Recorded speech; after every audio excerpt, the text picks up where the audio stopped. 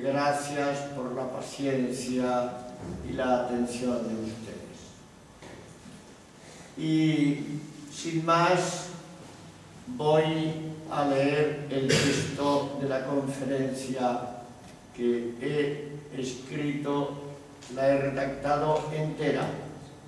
Leeré despacio y explicaré alguna cosa que necesite explicación. Voy a hablar del Concilio Vaticano II. ¿Desde qué punto de vista? Intentaré responder a esta pregunta. ¿Por qué no ha dado los frutos que eran de esperar?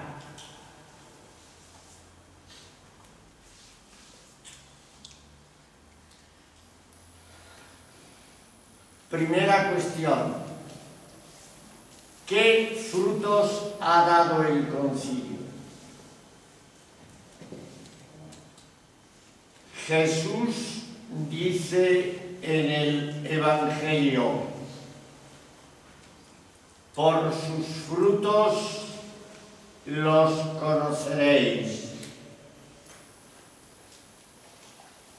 Estas palabras de Jesús nos ponen en la pista para dar un juicio sobre los resultados que ha producido el concilio en el mundo y en la Iglesia.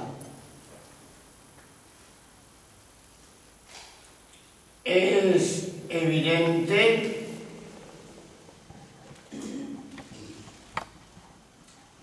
que la Iglesia posterior al concilio no es ya la misma que la Iglesia anterior al concilio.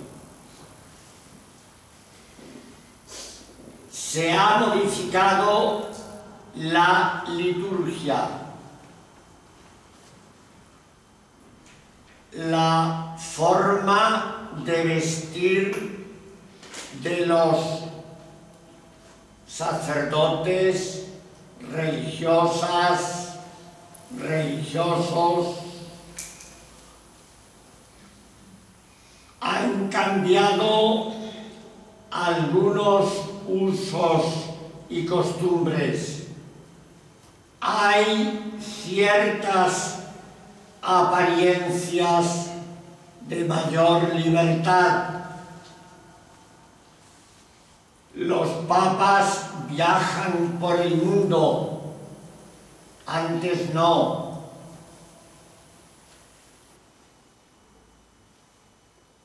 Los papas han abandonado la tiara, la silla gestatoria, algunas formas de hablar, de escribir,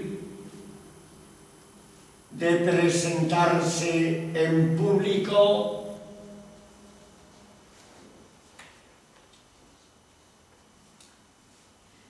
Pero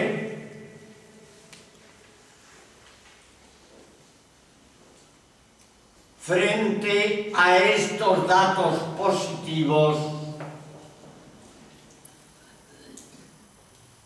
de acercamiento de la Iglesia a la gente, nadie pone en duda que la vida de la Iglesia y el cristianismo en general dan la impresión, al menos a primera vista, de que la Iglesia y el cristianismo han entrado en un proceso de degradación y de descomposición.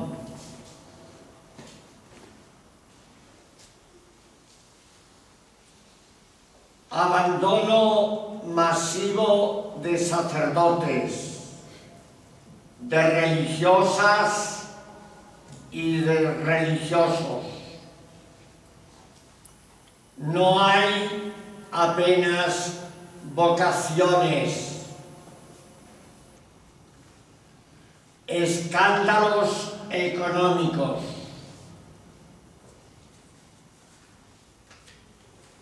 Sexuales. Abandono de las iglesias. En Alemania, en Holanda, están vendiendo las iglesias, los conventos, porque no los pueden mantener y están vacíos.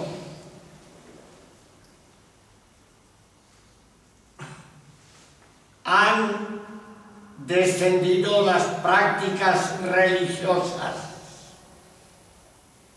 incluso en América Latina.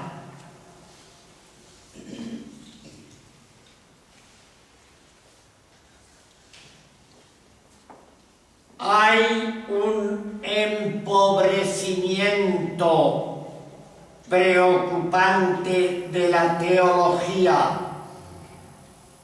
Los grandes teólogos o han muerto o están ya muy ancianos. No surgen nuevos teólogos de gran fuerza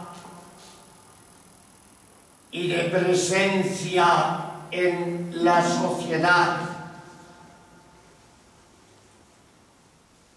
Hay un autoritarismo creciente del poder del papado,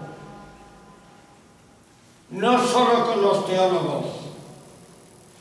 Ayer leí en España que solo el Papa actual ha depuesto, ha quitado, ha mandado abandonar a 37 obispos de sus sedes episcopales. El número de teólogos prohibidos ya es incontable. En los seminarios hay miedo, mucho miedo. Yo les puedo decir a ustedes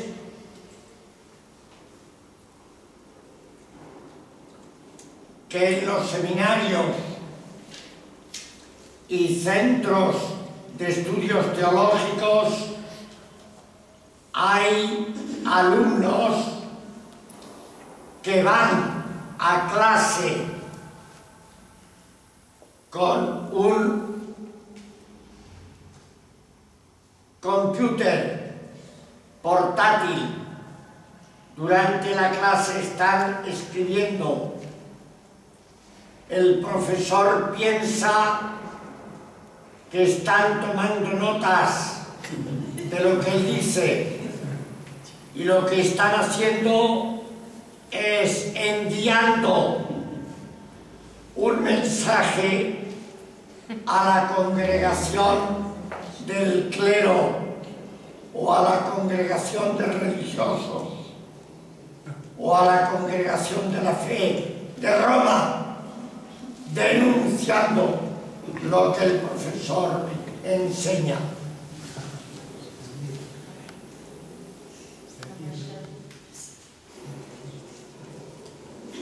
¿Qué ha ocurrido con el concilio? Ciertamente no ha dado los frutos que de él se esperaban. ¿Por qué? ¿Cuál ha sido la causa de este fracaso? ¿La causa está en el mismo concilio o está en la mala aplicación del concilio y por tanto es posterior al concilio?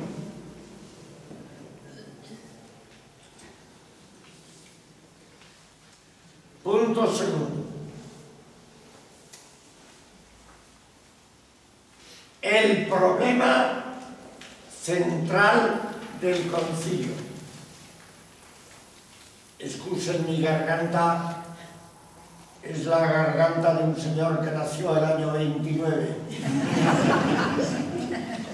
Es decir, tengo 83 años, pero todavía viajo por América. Hoy estoy aquí, la semana próxima estaré en Italia. El problema central del concilio, el problema central de la Iglesia era y sigue siendo el problema que consiste en saber quién es el sujeto de suprema potestad en la Iglesia. ¿Quién tiene el poder supremo en la Iglesia? Y segundo, junto a esto, ¿cómo tiene que ejercer ese poder, esa potestad en la Iglesia? ¿Quién lo tiene y cómo? Este es el problema capital. Mientras esto no esté resuelto, lo demás no estará resuelto nunca.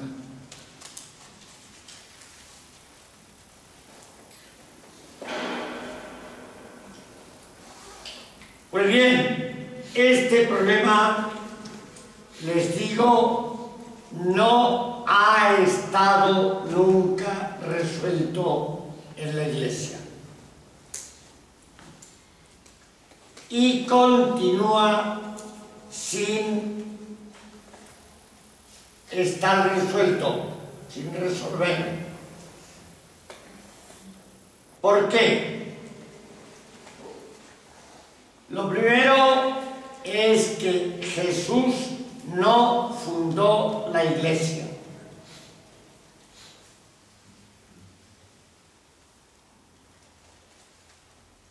El mismo concilio, cuando habló de este punto concreto, se limitó a decir que Jesús fue el punto de partida. Literalmente, en la Constitución sobre la Iglesia número 5, dice que Jesús, anunciando el reino de Dios, puso el punto de partida, initium fecit. Allí empezó, con él empezó.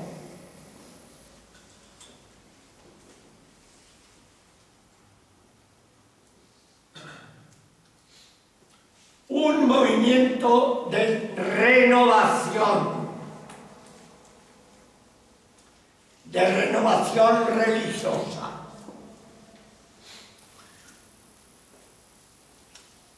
Que con el paso de los años se organizó primero en asambleas locales, las ecclesiae, las iglesias, la iglesia de Corinto, la iglesia de Éfeso, la iglesia de Roma, la iglesia de Galacia, las iglesias a las que escribía Pablo.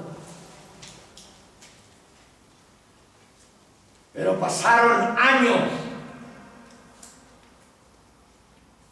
hasta que eso se organizó. Y todas esas iglesias, ya en la segunda generación, se organizaron en una gran iglesia.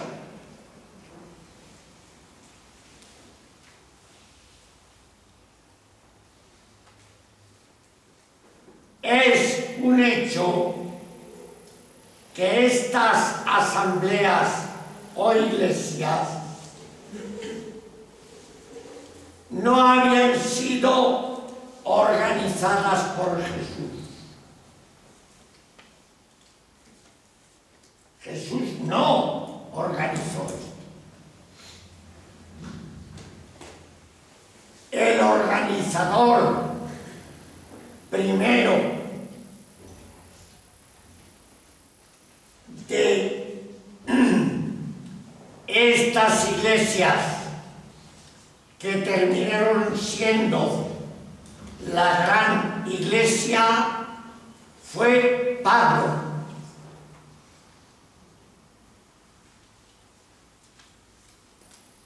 No voy a entrar en los problemas que esto representa, sobre lo cual ahora se está publicando e investigando muchísimo y se va avanzando mucho. Pero yo no voy a hablar de eso, yo voy a hablar del concilio. Hay un asunto capital que es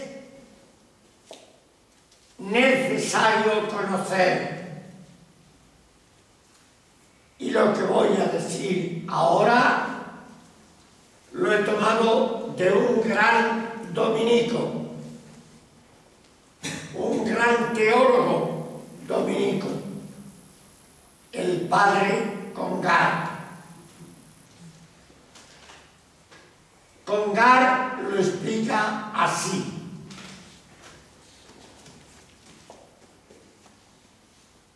el texto famoso que hay en el Evangelio de Mateo, capítulo 16, cuando Jesús le dice a Pedro que había dado la respuesta en nombre de los 12 apóstoles. Y Jesús le dice: tú eres Pedro, y sobre esta piedra edificaré mi iglesia.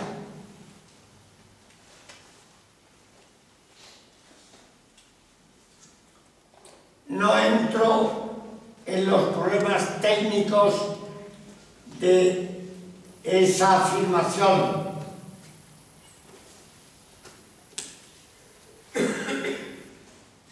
La casi totalidad de los exegetas competentes hoy está de acuerdo en que esas palabras así tal cual no las pronunció Jesús.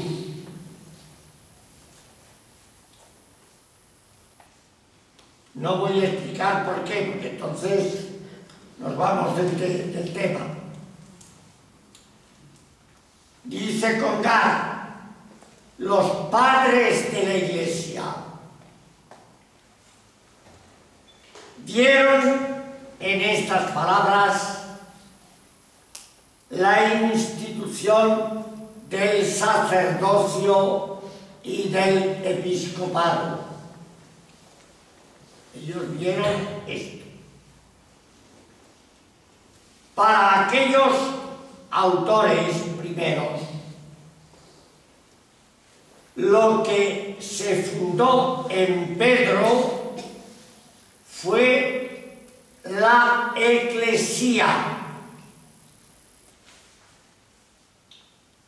lo cual quiere decir que los poderes prometidos a Pedro pasaban de él a la eclesía, es decir, a la comunidad de los creyentes.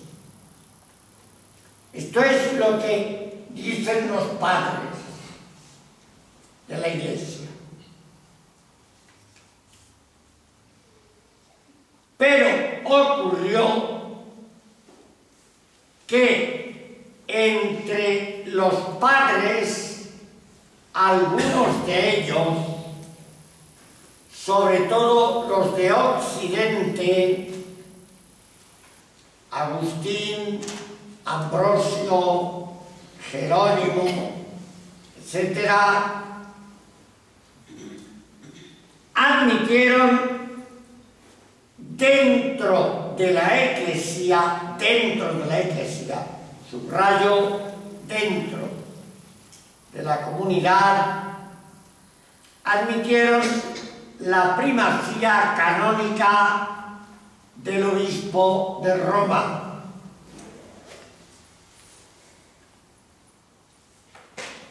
Sin embargo, lo que ya desde el siglo II ocurrió es que la propia Roma dio y organizó las cosas de otra manera a como venían de Jesús. Ahí hubo un cambio. ¿En qué estuvo el cambio? El cambio estuvo en que Roma, y subrayo esta palabra, dio en el texto de Mateo 16, 18, 19, tú eres Pedro y sobre esta piedra, las palabras que están en la cúpula de la Basílica de San Pedro en Roma, dio no tanto la institución de la eclesía, sino Roma vio su propia institución. Desplazó el sujeto de institución de la Iglesia, que era la comunidad total, a una iglesia local, que es Roma.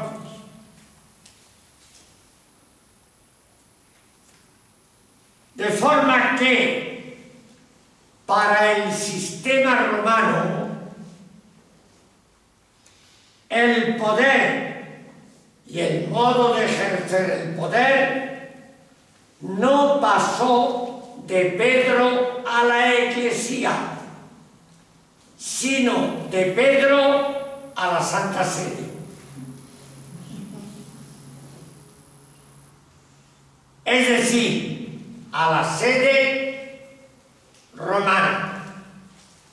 De manera que la Iglesia no se constituye solamente a partir de Jesús vía Pedro, sino a partir del Papa. Ahí es donde se produjo históricamente el desplazamiento, el cambio. Muy bien,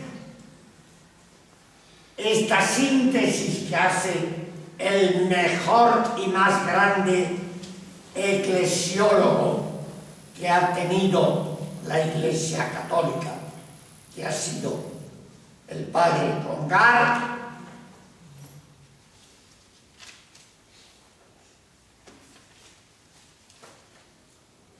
como es lógico, una vez que se vio así el origen de la Iglesia y el sujeto del poder supremo en ella, toda la potestad quedó concentrada en un solo hombre. De manera que ese hombre, el Papa, y solo él, es quien ejerce y quien delega el poder a quien él quiere, cuando él quiere y como él quiere. Esta es la realidad. Y así de hecho ha funcionado durante siglos y sigue funcionando en la actualidad. El problema más grande que se deriva de lo que acabo de explicar radica en que así la Iglesia se ha visto constituida divinamente, sea por decisión divina, como una monarquía absoluta.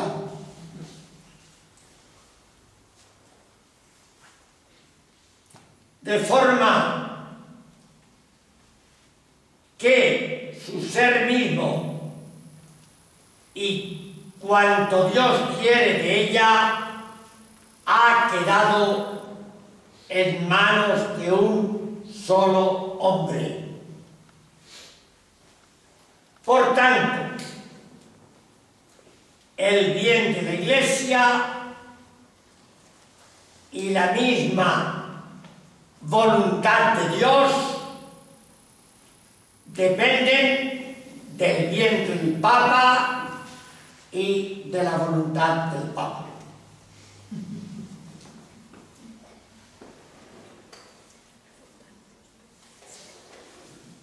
Esta es la situación. Punto 3. Los problemas que entraña este sistema. Este sistema plantea problemas. ¿Qué problemas son? Primero, mientras existieron las monarquías absolutas como sistemas normales de gobierno, no se vio problema alguno en que la Iglesia estuviera organizada como una monarquía absoluta. Portugal era una monarquía absoluta. Francia, una monarquía absoluta. España, una monarquía absoluta. Etcétera. Toda la cristiandad. Pues una más, el papado. Nadie hacía problema. El problema se planteó a partir de la Ilustración, la Iglesia ya no encajaba en la modernidad.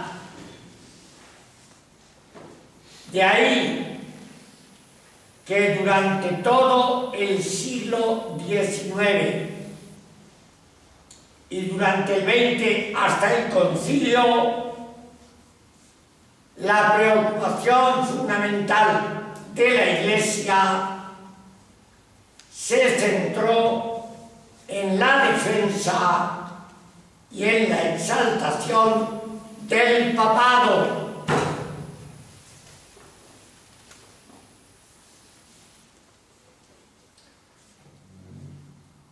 Ustedes saben que los grandes teólogos del siglo XIX fueron principalmente laicos de la nobleza.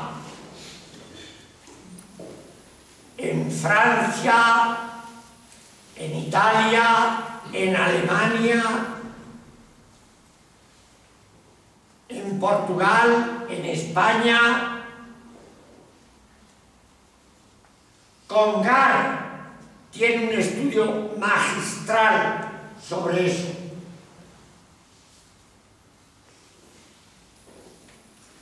A eso hay que añadir el magisterio de Gregorio XVI, que era un fraile camaldulense al que hicieron papa porque escribió un libro exaltando el papado.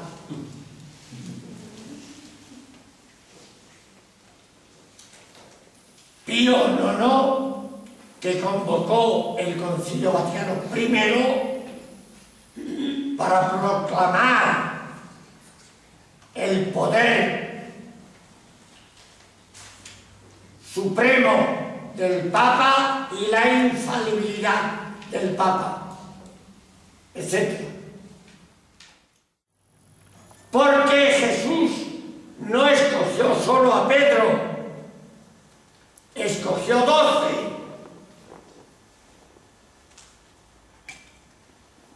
Que representaban a todo el pueblo, a las 12 tribus.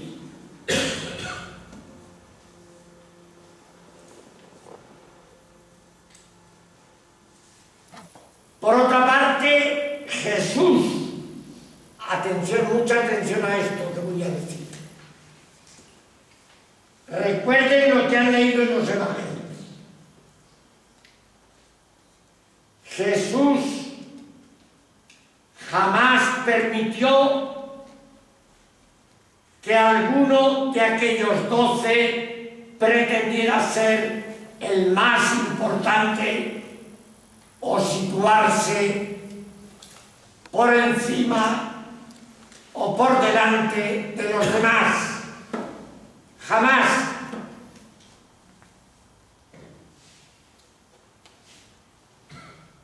Es más, Jesús cortó de forma tajante las discusiones que brotaron entre los apóstoles sobre cuál de ellos era el primero o el más importante.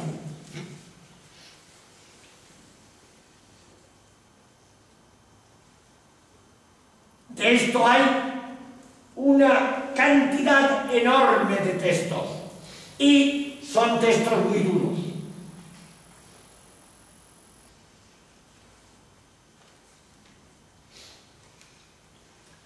Por otra parte, como es bien sabido, la Iglesia ha recurrido al colegio episcopal cuando ha visto que la monarquía papal entraba en situaciones sin solución. Esto lo explico en ese librito que lamento que no esté traducido al portugués. Ese librito del que quedan algunos ejemplares. 5 euros.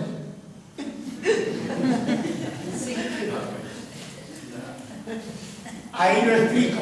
¿Cuándo ha sucedido esto? Claro, sucedió, por ejemplo, cuando un buen día la Iglesia se encontró con 3 papas.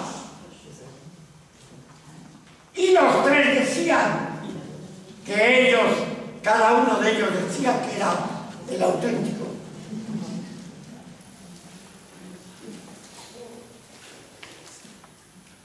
¿Qué solución se le dio a aquello? Pues que un concilio los quitara a los 3. El concilio de Constanza y luego el concilio de Basilea. Con lo cual, lo que se estaba diciendo es que el episcopado estaba por encima del papado. Hasta que se dieron cuenta que eso no.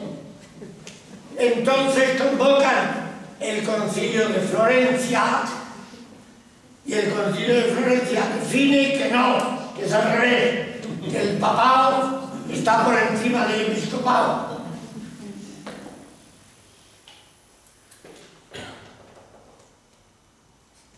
Esto, el concilio de Florencia es en el siglo XV. Viene la reforma de Lutero, concilio de Trento, y estando este problema tan candente y siendo el problema principal que planteó Lutero más importante que el problema de la fe y las obras o de los sacramentos, en el orden del día del concilio de Trento jamás pusieron este problema. ¿Por qué? Congar otra vez lo explica diciendo porque el papado tenía miedo de replantear una cuestión que no está resuelta.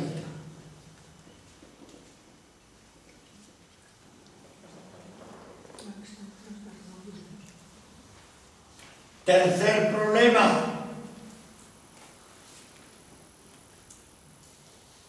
El sistema de gobierno que encarna el papado actualmente, monarquía absoluta, es anacrónico.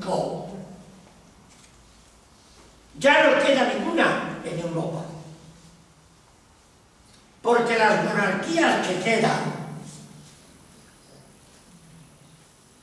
la de España, Holanda, Bélgica, Suecia. Bueno, yo no sé cómo están en otros sitios, pero en España...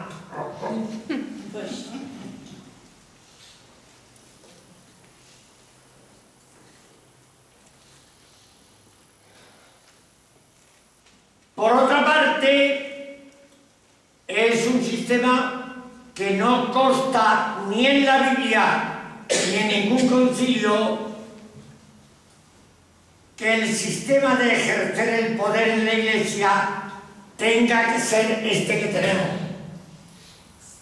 y tal como lo tenemos. Eso no está en ninguna parte. Incluso concediendo lo de tú eres Pedro y todo eso, pero que tenga que ser como de facto es y se ejerce, esto por Dios, esto no.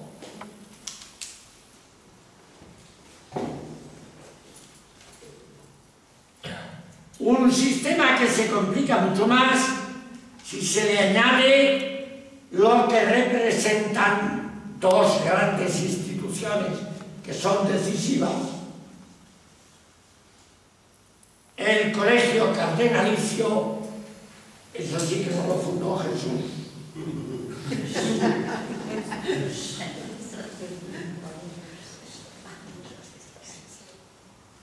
Y la Curia Vaticana, tampoco la fundó Jesús.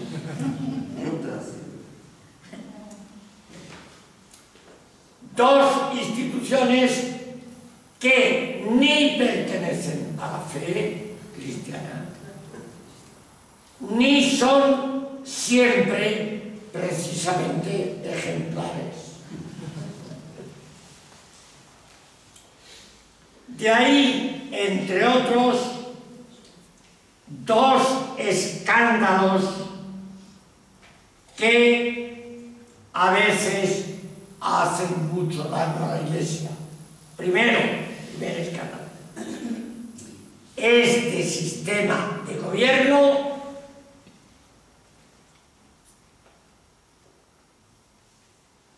lleva consigo que la Iglesia no puede ni firmar ni poner en práctica los derechos humanos.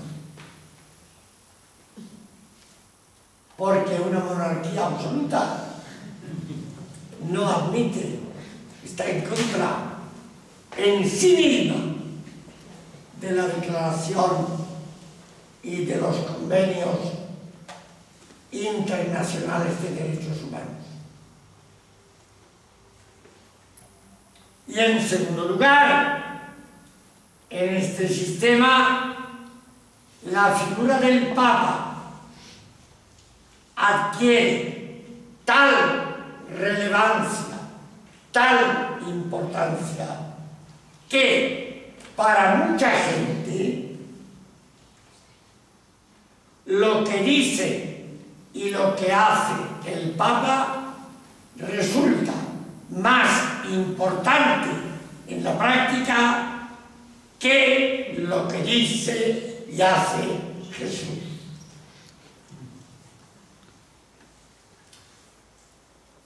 Ustedes hagan la prueba. Escriban en internet, en un diario, algo poniendo en cuestión un texto del Evangelio. No pasa nada. Ustedes escriban o pongan en cuestión lo que ha dicho el Papa el domingo pasado desde la ventana. Ustedes tendrán un problema y muy serio.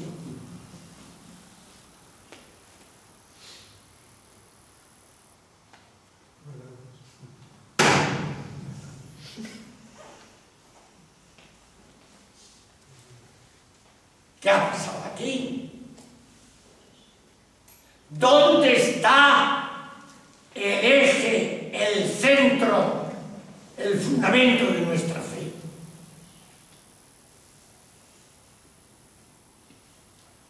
Cuarto punto.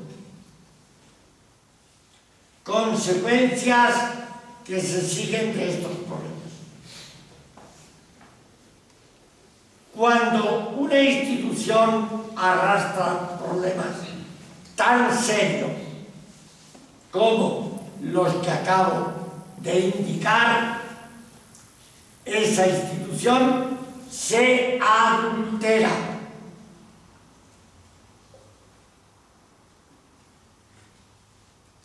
Es como un alimento que lo meten ustedes en el congelador, en el frigorífico, en el refrigerador, se pasa de fecha, se puede y se corrompe. Nadie se come eso. No lo puede tragar porque es un peligro.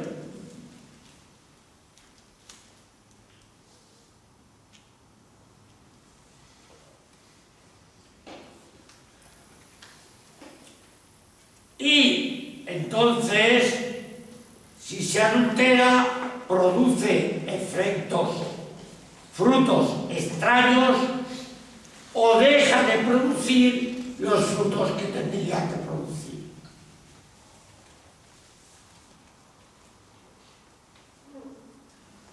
¿En qué consiste? Vamos a desentrañar esto un poco más. ¿En qué consiste esta perversión de frutos? Es múltiple. porque es como un virus que penetra y que invade todo un cuerpo.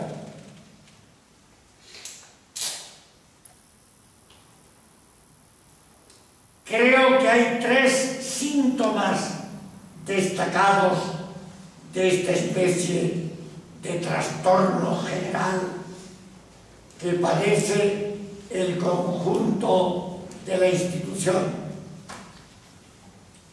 Primero,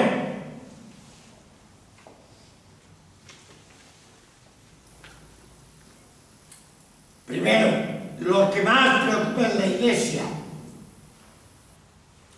lo que se cuida con mayor interés y también lo que más se castiga, si es que no se cumple, es la obediencia o la desobediencia al Papa.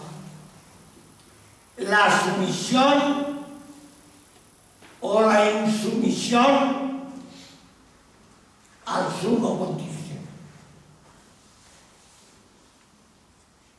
De ahí que la conducta sumisa y obediente es lo primero que se exige para todo cargo eclesiástico. Cuando van a nombrar un obispo, mandan un cuestionario secreto a determinadas personas.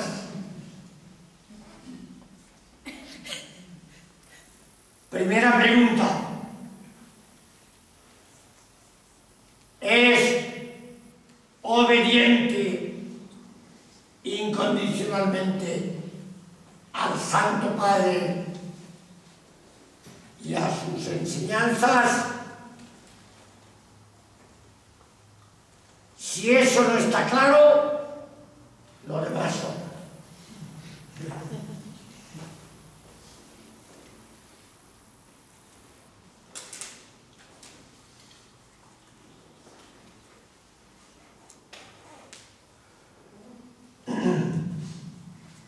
Entonces, ¿qué pasa? Que se identifica la voluntad de Dios con la voluntad del Papa. O viceversa, se identifica la voluntad del Papa con la voluntad de Dios.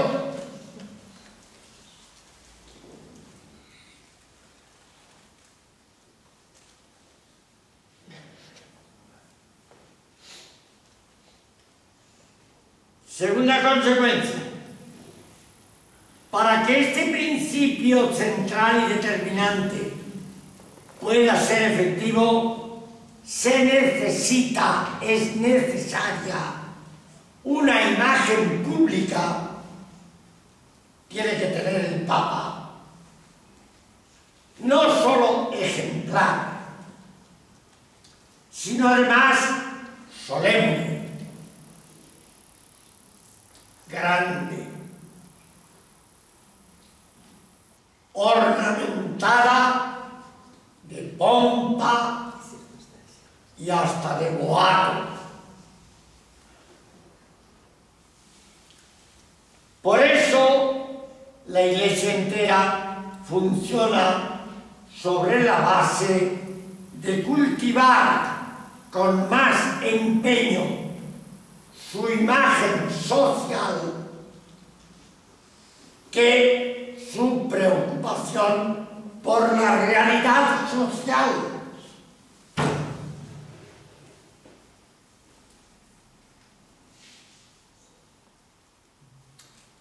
Lo que no se puede tocar es la imagen pública. La realidad de su relación con la realidad social, eso ya miren ustedes, somos frágiles, somos débiles, somos humanos.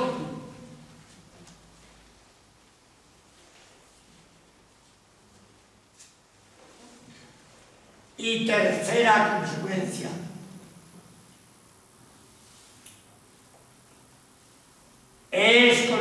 diferencia de los dos síntomas anteriores, y es capital. En la Iglesia se le da más importancia a la doctrina que a la conducta.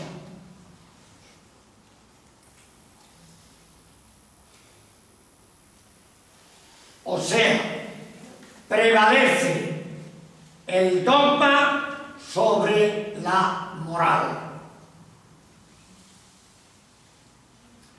Por eso la Inquisición quemó a tantos cristianos herejes, pero nunca castigó a tantos cristianos avaros,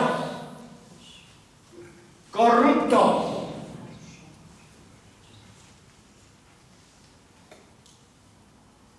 ambiciosos de poder,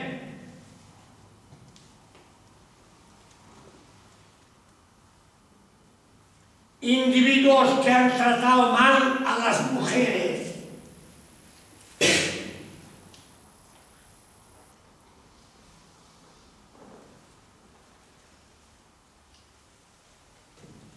Por ejemplo, es un hecho en la Iglesia, yo se les podría contar, cuando uno ha vivido tantos años, pues ha vivido tantas historias.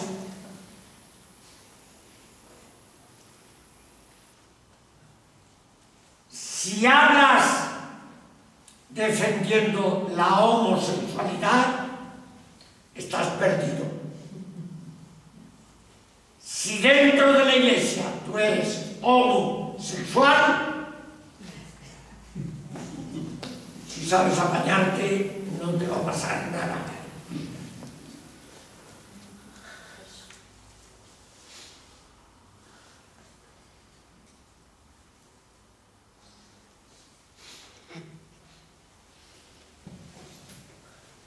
Pero no solamente esto. Lo importante es que no haya doctrinas contrarias a la ortodoxia oficial. Además de eso, se ocultan a los que abusan de niños, a los que antiguamente compraban esclavos,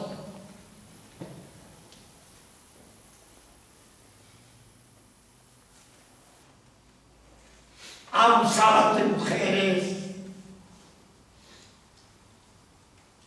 abusaban y siguen abusando de privilegios que no tiene el resto de la población.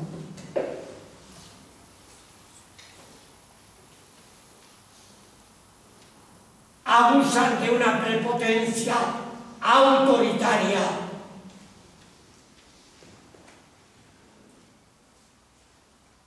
Por esta razón, en la Iglesia es tan importante la congregación para la doctrina de la fe, y ni existe una doctrina, una congregación para la práctica de la caridad. Sería importante que hubiera.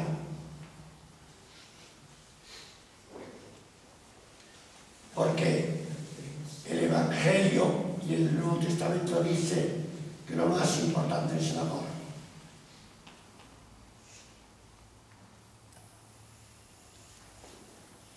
Pues bien, dado este conjunto de despropósitos,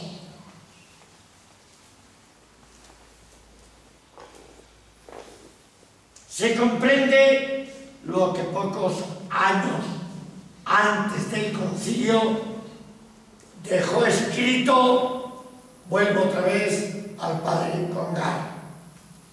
Mire, se ha publicado, no sé si está traducido al portugués, que es importantísimo, que Congar, que lo traduzca, llevó durante 11 años antes del concilio Fueron los años más duros de su vida. Lo echaron 3 veces de Le Sonsoir,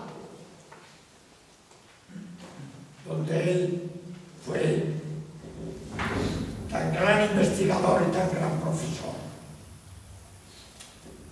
Pues bien, en 1956 escribió una carta a su madre, que es sobrecogedora. Su madre ya muy anciana, pero tenía la cabeza muy bien. Y le dice, entre otras cosas, el Papa actual, que era Pío XII, ha desarrollado hasta la manía un régimen paternalista consistente en que él, y solo él, dice al mundo y a cada uno lo que hay que pensar y cómo hay que actuar. Pretende reducir a los teólogos al papel de comentaristas de sus discursos, sin que sobre todo puedan tener la veleidad de pensar algo, de tener cualquier iniciativa fuera de los límites de ese comentario que él permite, no permite más. Como es lógico, sigo yo, un papa que actuaba de acuerdo con un criterio tan absolutista y tan extravagante, era un hombre que vivía en un mundo irreal. Y lo dice el mismo Congar en su diario. Escribe lo siguiente.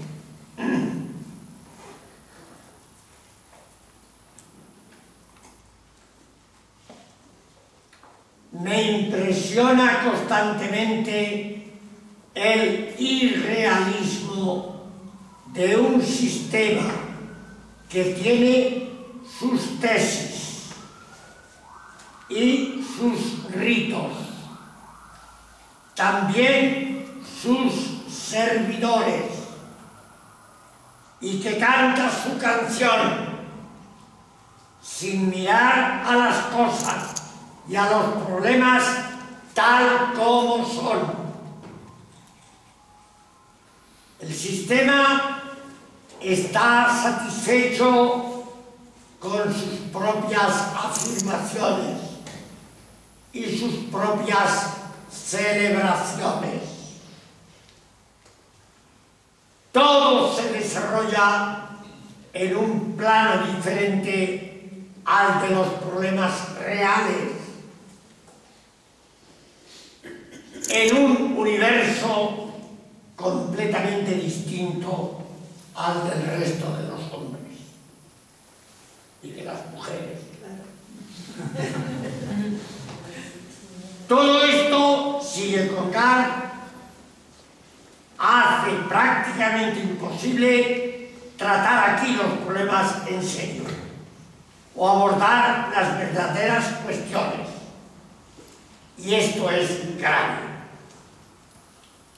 Ilustra la sensación que tengo de que por un lado está Roma, que desarrolla sus ritos en el interior de un sistema justificado y glorificado sin cesar, y por otro está la gente con sus problemas. Ambos nunca llegan a encontrarse.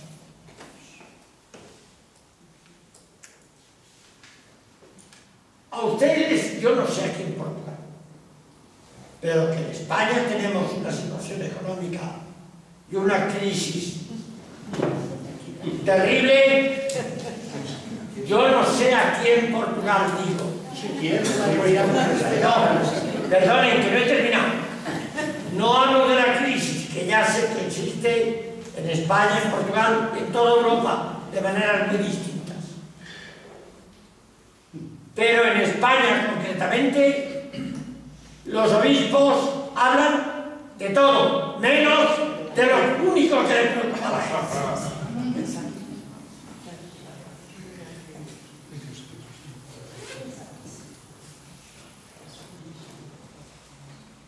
Número 5. La significación fundamental del concilio. Así las cosas, inesperadamente llegó al papado el cardenal Roncalli. Nadie ha explicado exactamente por qué ni cómo fue elegido. ¿Qué pasó allí? Lo que de él se sabe es que fue un humilde campesino de la región de Bérgamo, en el norte de Italia, de una familia profundamente humilde que siempre quiso permanecer en su modesta humildad y que fue siempre un hombre humillado por la diplomacia vaticana y considerado el campesino de la diplomacia vaticana. Nunca apeteció cargos ni dignidades, y eso le dio una sorprendente libertad. Era un hombre inteligente, estudioso, que, por todo lo dicho, se dio perfectamente cuenta de la situación en que estaba la Iglesia y de la solución que él podía aportar. Y por eso, un buen día, sin decírselo a nadie, ni siquiera a su secretario, que era un cura de su pueblo, que vive todavía, Loris Capuvilla, ya muy anciano, no le dijo nada. Y el 25 de enero, fiesta de la conversión de San Pablo, en la Basílica de San Pablo Extramuros, cuando estaba todo el colegio cardenalicio, el colegio diplomático, el cuerpo diplomático, las televisiones, todo, de pronto soltó: en este momento convoco la celebración del Concilio Vaticano II. Si llega a nombrar una comisión para estudiar el tema, están todavía estudiando el tema.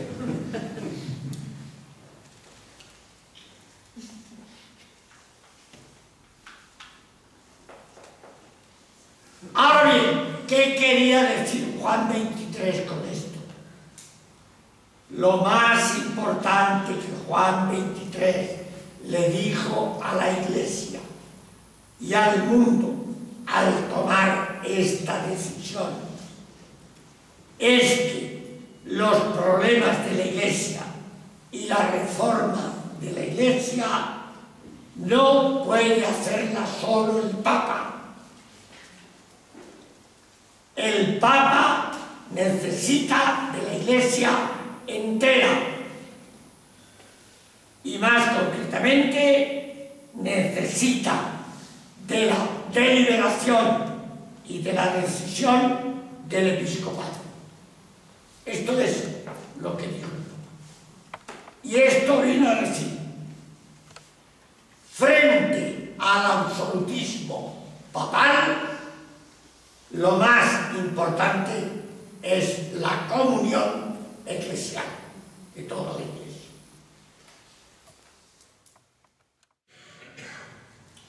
Ahora, yo me pregunto, punto 6, ¿Por qué esta intuición tan genial no dio sus frutos? ¿Qué pasó aquí? Por dos razones, dos motivos. Primero, una cosa es la teología de la Iglesia y otra cosa es el sistema organizativo de la Iglesia. Y les digo, lo voy a ir resumiendo. El concilio cambió la teología, pero el sistema organizativo lo dejó tal como estaba. Esto también está explicado en el librito de ese chico. Está largamente explicado. Claro, cambiaron la teología, que fue lo que hicieron, porque allí se formaron dos grupos, muy potentes los dos. El más numeroso y el intelectualmente más capacitado era el grupo centroeuropeo. Los grandes cardenales de Alemania, Holanda, Bélgica, Francia, Austria. Y luego estaba el grupo de la curia romana. Algún episcopado como el de Portugal estuvo dividido. El de España, todo con la curia. Y el de Italia, por supuesto. Pero esos no tenían grandes teólogos entre los obispos, ni entre los teólogos. Los grandes teólogos eran franceses, alemanes, holandeses, austríacos. Entonces, estos cambiaron la teología, pero yo creo que llegaron a un acuerdo implícito o tácito. Ustedes hagan la teología, capítulo 2 de la Constitución sobre la Iglesia, la Lumen Gentium. Ustedes hagan eso, que nosotros haremos el capítulo 3.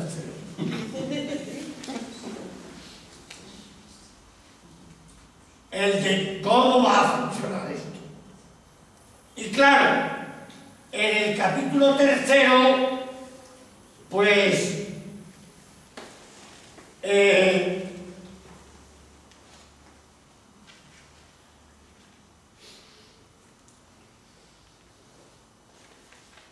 se llegó a una afirmación radical. El número 22, acuérdense, los dos patos. Número 22 de la Constitución. Ahí se dice que el sujeto de suprema potestad en la Iglesia es el romano pontífice. Lo que pasa es que inmediatamente en el párrafo siguiente se añade: también es sujeto de suprema potestad el colegio episcopal.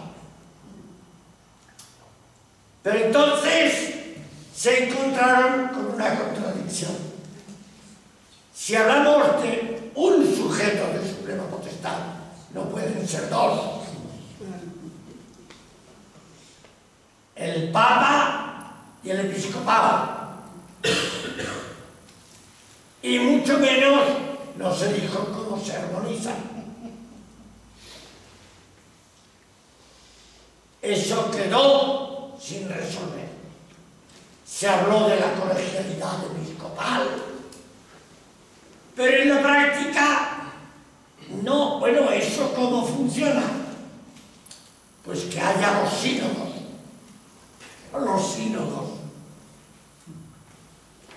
eso no lo tengo yo ni aquí escrito. Yo estaba en uno. Cuando yo era bueno todavía, me llevaron los obispos españoles, entonces estaba el cardenal Tarancón, me llevaron de teólogo al sínodo. Y yo allí me llevé cada sorpresa. El Papa entonces era Pablo VI.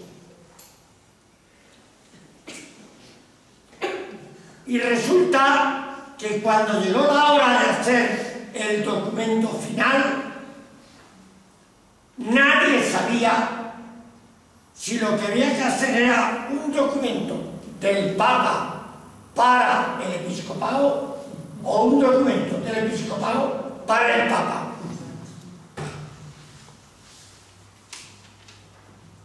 Aparte de otras cosas que no voy a estar aquí explicando porque no tenemos tiempo.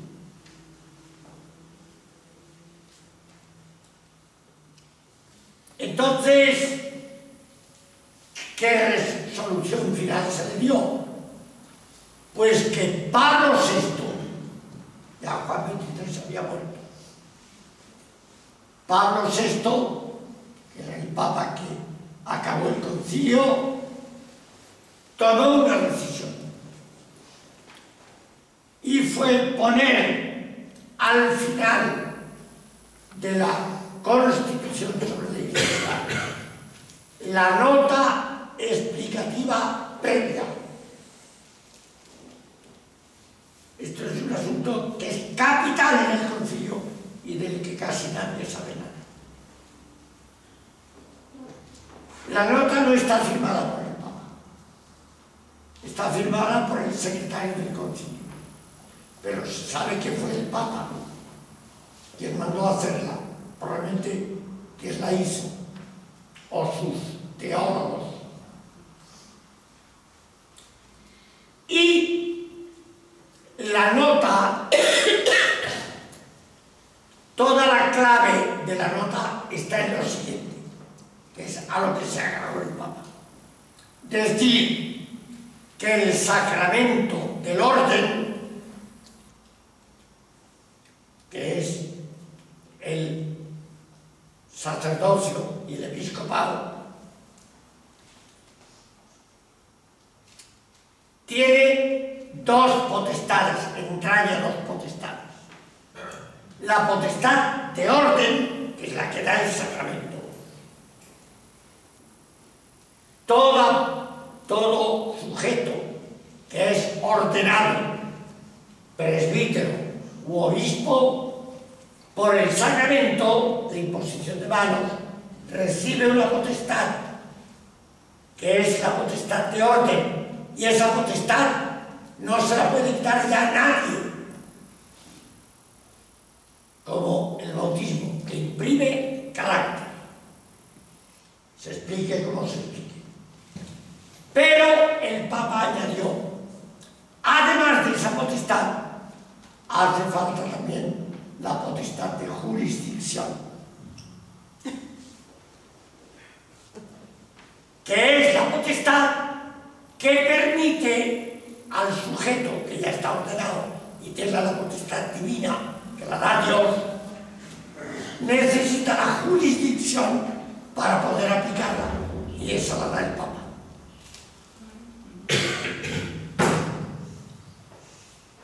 Con lo cual, en definitiva,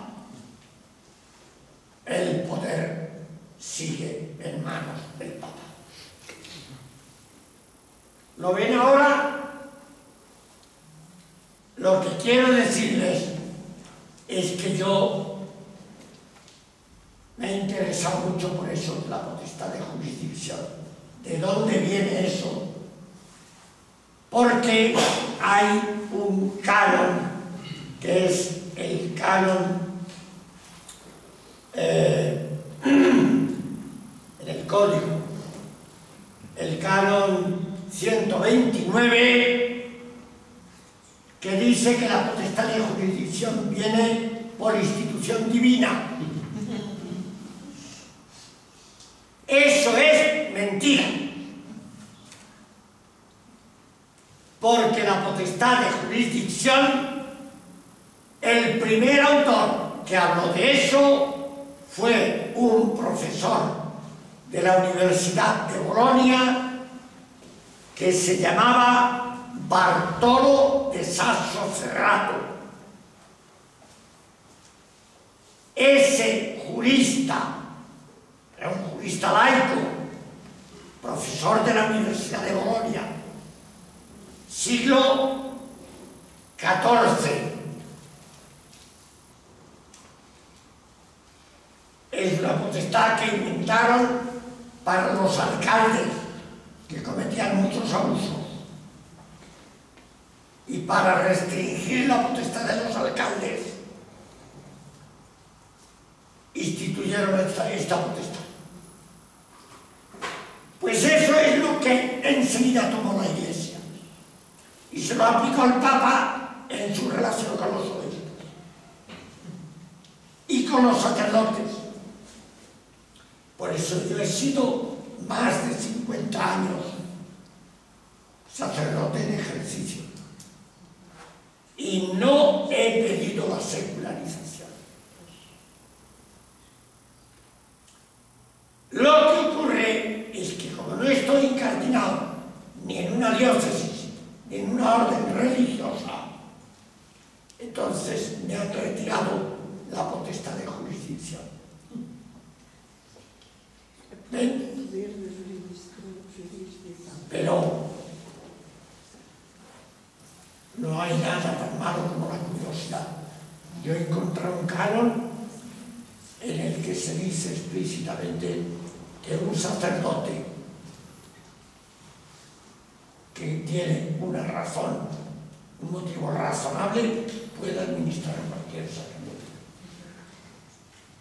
Lo que pasa es que yo no lo hago para no tener ya más líos.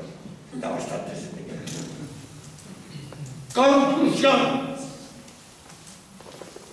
El poder del Papa, tal como actualmente se ejerce, no pertenece a la fe de la Iglesia.